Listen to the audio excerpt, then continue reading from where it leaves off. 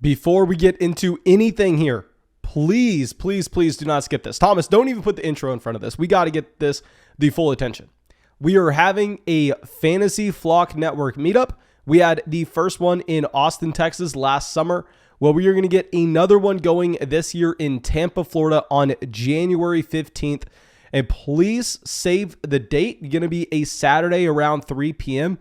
If you're in Florida, you better be there. And also, if you have signed up to Underdog Fantasy this season and you used promo code FLOCK, some good news. You possibly can get entered in to win a free trip down to Tampa, Florida to go to that Fantasy Flock Network meetup. If we hit 10,000 signups this season, Underdog Fantasy has agreed to fly down multiple people, get multiple hotel rooms, and just pay for drinks, pay for food, pay for everything for those people to come down to that meetup, go to a game with us at the same time. So please save the date. Of course, if you have not signed up for Underdog Fantasy yet and use promo code FLOCK, you better do that right now. If you've enjoyed these videos so far this season and you have not done this yet, please, please, please take advantage. Go deposit $10. They'll match that first deposit dollar for dollar up to $100. Use promo code FLOCK. Go bet it on the player prop. Get a chance to come down and hang out with us in the Fantasy Flock Network meetup. And more importantly, support this damn channel. That should be it. Let's roll the intro. Then we can get into this right after. That may be the greatest catch I've ever seen in my life. Okay, really quick. Also, the winners for this video hat is going to be Doc Salmon and Jordan. Of course, thank you all so much for leaving a comment in the last video. Send me that email ASAP if you win that Fantasy Flock Network hat so I can get it out to you. And let's go through. Let's talk about every single wide receiver matchup that we have here. Okay, so this video will be coming out after the Kansas City Chiefs and Los Angeles Chargers game.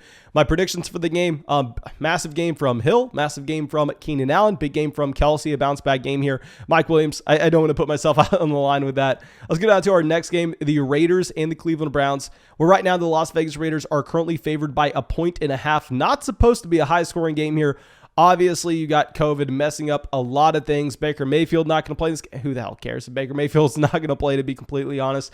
I think you weren't going to play anybody for the Cleveland Browns, regardless that's a pass catcher. We've talked about this time and time again, but overall, this passing game for Cleveland is so damn bad that I really have no interest in it. Really, the only player that I'm going to play at all from this matchup, if we're talking pure pass catchers, will be Hunter Renfrow. Looks like you won't have Darren Waller this week. With no Darren Waller, we have seen Hunter Renfrow in back-to-back weeks now come out and get double-digit targets. Obviously, Darren Waller getting hurt 3 weeks ago, and over the past 3 weeks, Hunter Renfrow over 100 receiving yards every single week. It's not rocket science. If you take out a player that's getting 9 targets a game out of that offense and you just go through and you ask the slot wide receiver to be the only player that can get separation and get target, yeah, he's going to be going over 100 receiving yards. I think that you should go through. You should play Hunter Renfrow here. In our next matchup, we got the New England Patriots and the Indianapolis Colts. Not going to be interested in anybody in New England.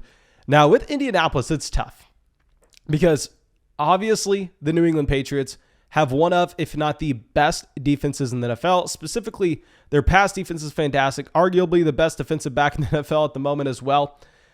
But I want to get Michael Pittman in there. I really like what we have seen from Michael Pittman so far this season. I don't think we can play him. If you're going to go through and look at where we had him in our rankings this past week, we had him as a low-end wide receiver 2, high-end wide receiver 3. And if you're in the fantasy football playoffs here, I'd imagine that you're not having to go down to the wide receiver 25 range to play a player like Michael Pittman. It's just such a brutal matchup. If you're going over to Underdog Fantasy right now and you're checking out his player prop, it's lower than where it's been all season now. And clearly that's because it's a tough matchup against New England. Possibly you only saw Jonathan Taylor there, to be honest.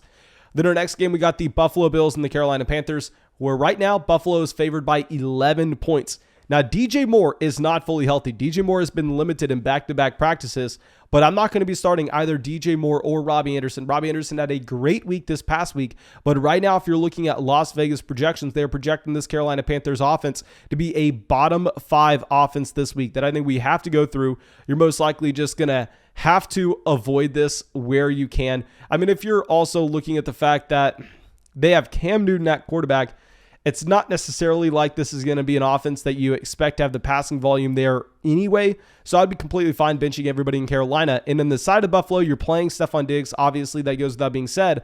But also, I'm going to be a lot more excited to go through and play Dawson Knox here as well, because it looks like you won't have Emmanuel Sanders. And if we're removing Emmanuel Sanders from this offense, there are going to be targets available. I don't think Gabriel Davis plugs in and plays for him 1-for-1.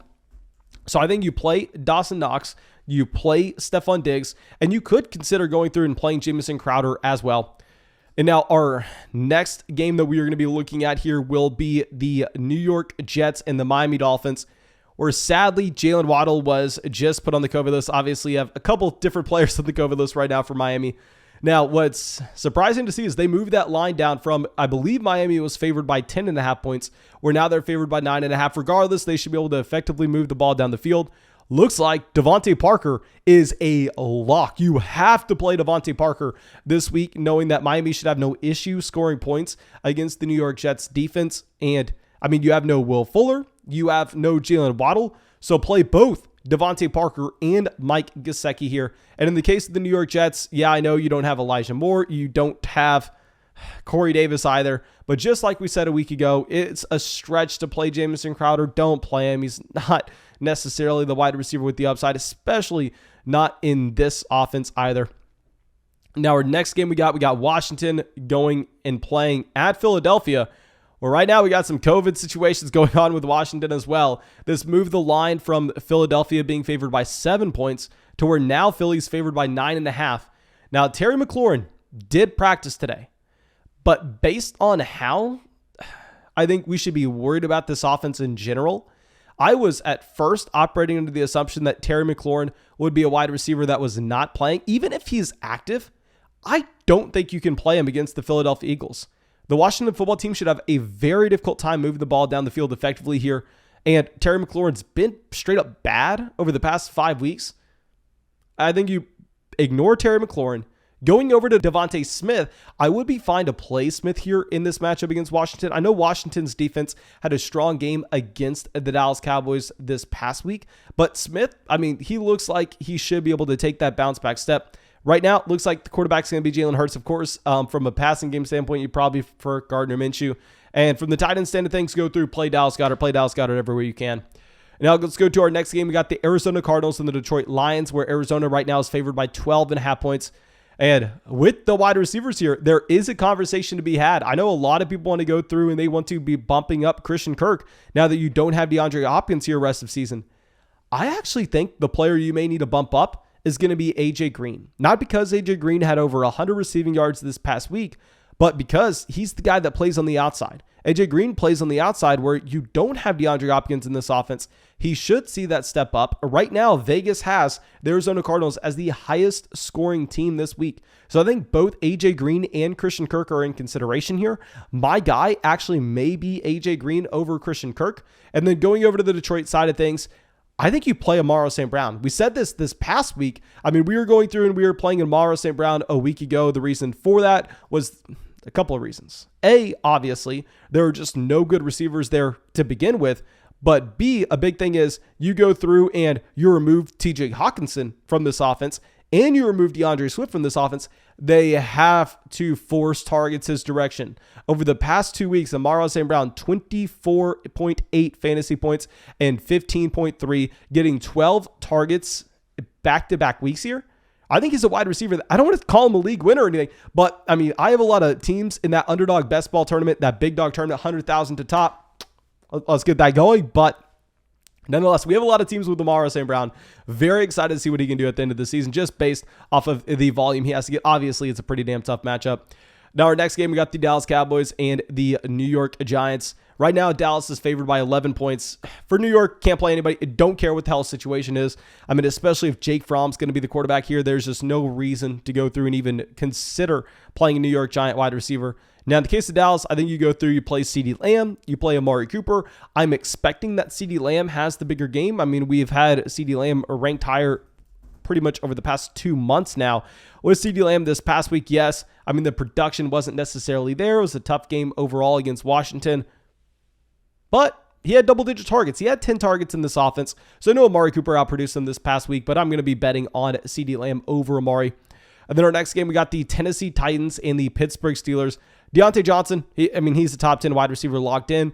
This game right here is essentially a pick'em, where right now Tennessee is favored by 1 point. I think that you play Deontay Johnson, and with Julio Jones, I know Julio Jones, definitely disappointed everybody who played him last week, and I was falling into playing him in a couple spots as well. However, I think a big reason for that is just how Jacksonville could not move the ball down the field. If you look at Julio Jones, he was actually playing at the beginning of the game. The issue was getting him to stay on the field. The issue was, in the fourth quarter, having Tennessee in a position where they have to throw the ball. They simply weren't. I think that you could see a small bounce back from Julio here if you don't have A.J. Brown. Now, our next game, we got the Houston Texans and the Jacksonville Jaguars, where the line on this game is moving wildly. I'm looking at multiple major sports books here. There's a line for 3.5. There's a line for 5. I've seen it at 4. It's all over the place. I'd say right now the spread on this game is having Jacksonville favored by 4 points. I think you can go through and you can play Brandon Cooks. With Brandon Cooks this past week, with Davis Mills back under center, he did see the bump up in his passing volume. The entire offense looked a little bit better as well. And obviously this Jacksonville Jaguars team, I don't know if I had to tell you this, pretty damn bad. Maybe, actually, you know what? The reason the lines are all over the place, I guess, is Urban Meyer being gone. Maybe that makes this situation a little bit better. Maybe Jacksonville feels like they want to actually go through and play something. I'm looking at multiple sites that has Jacksonville favored by 5 points. After getting shut out this past week with Trevor Lawrence throwing 4 interceptions. That's crazy. I can't get there. I will be making that bet on Brandon Cooks. I don't necessarily think you could go for anybody in Jacksonville, because if you're going over to Jacksonville, who are you playing? Are you going Marvin Jones? No, you're not going with anybody. Now, our next matchup, you got the Cincinnati Bengals and the Denver Broncos, where y'all know last week we were saying, you had to go through, play Jamar Chase over T. Higgins. Jamar Chase was the wide receiver 1 there, even though earlier this season we were saying that Jamar Chase was a sell high candidate. T. Higgins was a buy low. So I know it seems like we're going back and forth on Jamar Chase, T. Higgins. That's not the case at all. We know who Jamar Chase is. We know who T. Higgins is. The production is going back and forth. Everybody else is freaking out. You just have to understand there's a little bit of volatility with Jamar Chase when he's not going to be coming out here and getting 15 targets every single week. With all that nonsense being said, you're still going to be going through. You're going to be starting the Cincinnati Bengals here, who should be underdogs in this matchup. I don't see why they're underdogs. Regardless, that's not the point. The point is, the target tree is condensed between both Higgins and Jamar Chase. I know Higgins didn't have a great week this past week. He still led the team in receiving yards. There's no real reason to be concerned. And in the case of the Denver Broncos, I'm going to stand by my stance that you need to go through and you need to bench every single pass catcher here. Since Jerry Jeudy and Albert O have come back into this offense, this has turned into Cleveland. It's a team that you can go through. You can find some running back production. It's a team that's okay from an NFL standpoint because they can run the ball, and at the same time, they can go out there and play good defense. The issue is the passing volume's not there, and the little passing volume that they had is so dispersed between so many different players where it's the exact opposite of Cincinnati. With Cincinnati or with Seattle, a team we'll get to a little bit later on, you're getting every single target funneled through a handful of players. With Denver, they're giving a little bit to Jeudy, a little bit to Patrick, a little bit to Sutton, a little bit to Fant, a little bit to Albert O. There's not enough to begin with in the first place, so I'm going to be avoiding every pass catcher. Now, our next game, we got the 49ers favored by 9.5 points over the Atlanta Falcons. And here, I'm going to be playing both Deebo Samuel, i.e. the running back on this team, and we're going to be playing Brandon Ayuk. If you're looking at the past month or so, Ayuk and Deebo Samuel, they've just been completely different than the beginning of the season. With Deebo Samuel, he's had 3 receptions over the past month. And of course, he misses a game here. But compare that to Brandon Ayuk, close to 20. Ayuk is operating as the primary alpha wide receiver in this offense. He had 10 targets this past week against the Cincinnati Bengals. And I don't want to say this again because obviously we were wrong about it this past week. But if I was a betting man, I would bet that George Kittle does not score 40 fantasy points. And if George Kittle is not going to score 40 fantasy points, I think there's more than enough space for some of that production in the receiving game to transfer back over to Deebo, some of that to go back to Brandon Ayuk.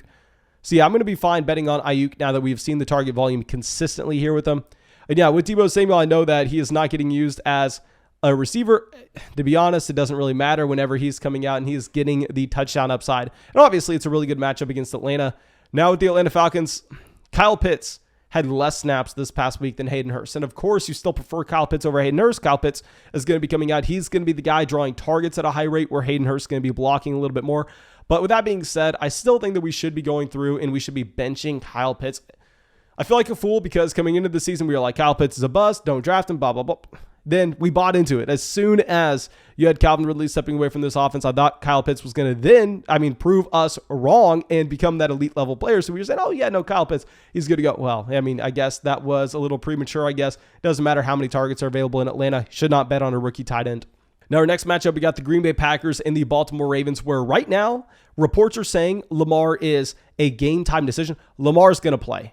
Going through and looking at Vegas lines here, the Green Bay Packers are favored by 5.5 points. If Lamar Jackson wasn't going to play in this game, the line would be closer to 10.